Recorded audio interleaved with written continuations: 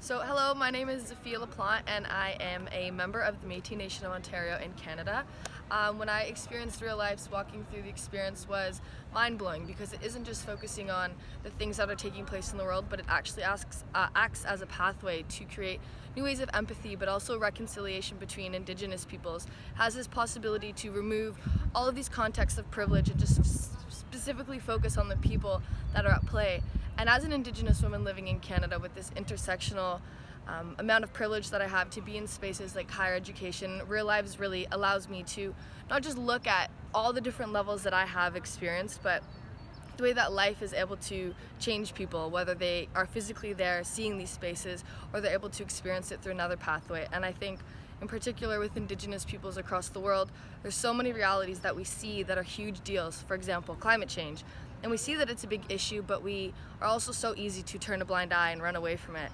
But if we're actually able to experience the way these peoples lived and have lived based off the land and seeing these changes that have been made from human causes, there's so much that needs to be done, but we can't physically be in 10 places at the same time, but we can live 10 different lives in such a short space. And I think the possibility of technology by focusing on people's lives and culture doesn't remove these issues. It exemplifies them and it shows people with these spaces of privilege that they can do something about it, whether they think they can or not.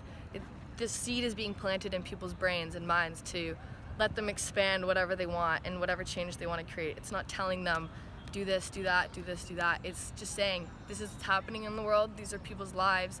You can't just focus on, okay, that's a life, it doesn't matter. Like, these are living, breathing people just like myself, and they're experiencing completely different things.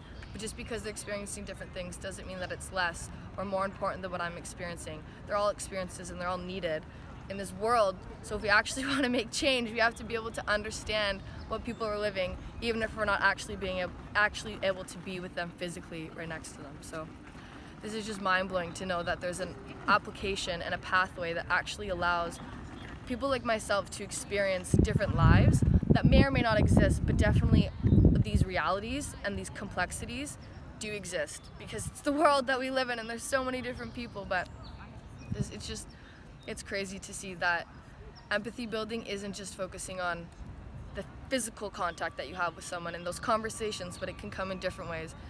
RealLives just like blows this out of my mind, and it can really change the way that people in the world work with Indigenous peoples. And maybe how your university you look contributing in the vision of RealLives. Yes. So as a university student and Indigenous student that's partaking in post-secondary education, RealLives isn't just a way that can focus on mobilizing individual students, but can also help implement institutional change by showcasing that students that come into these spaces that know what they're capable of doing but aren't sure how to do it yet, it can really change that larger scale change from the institution on the inside, but also creating change outside the classroom. So by bringing RealLife to classrooms across North America and the world, you can really change the conversations and the perspectives that are being shared.